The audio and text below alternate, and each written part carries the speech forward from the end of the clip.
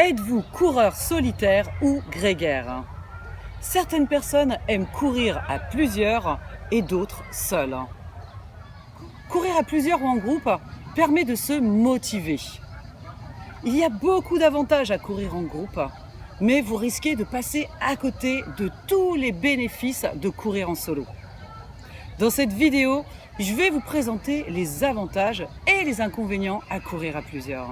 Mais avant tout, je vous invite à vous abonner si ce n'est pas encore fait en cliquant sur le bouton rouge en bas sur votre droite, sans oublier d'activer la cloche de notification afin de recevoir mes vidéos en temps et en heure. Bonjour à toutes et à tous, je suis Francine Ridouaneau, préparatrice mentale, coach professionnel et personnel, experte en gestion du stress, de la blessure et du défi.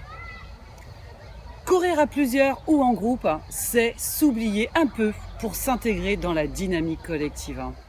Quand vous avez la flemme, n'écoutez surtout pas votre petite voix intérieure qui a tendance à vous dire de rester plutôt chez vous quand vous êtes fatigué. C'est vraiment très motivant de savoir que l'on va partager un moment agréable avec des personnes aussi passionnées que nous en course à pied. On sait que même s'il s'agit d'un sport individuel, on pourra compter sur les autres coureurs pour être soutenus dans les moments difficiles de la course. On se surprend à faire aussi bien, voire mieux que ce que l'on ferait tout seul. En se testant par rapport aux autres, on prend conscience de nos points forts et de nos points faibles.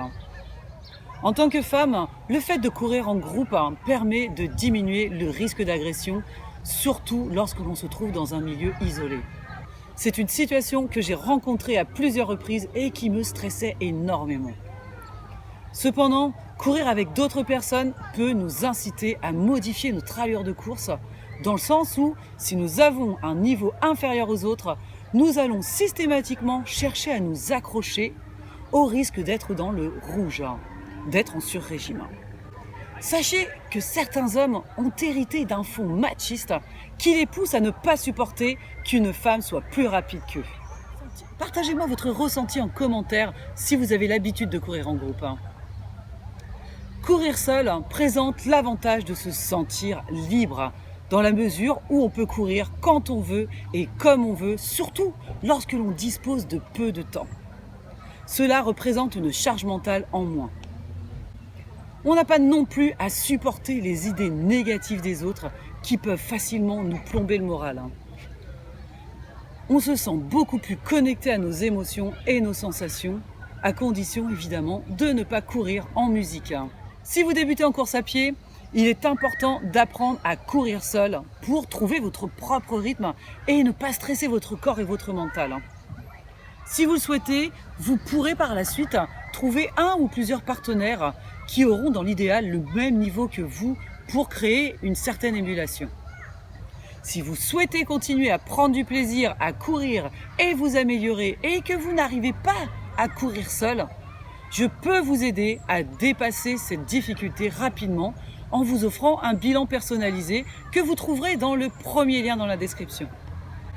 En attendant que je vous accompagne, profitez des 2 e-books offerts sur le lâcher-prise et sur l'anxiété.